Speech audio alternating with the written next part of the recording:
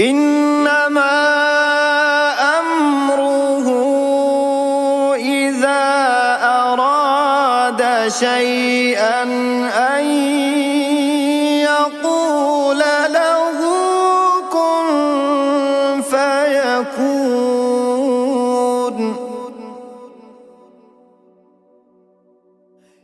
فسبحان الذي بيده ملكوت كل شيء وإليه ترجعون.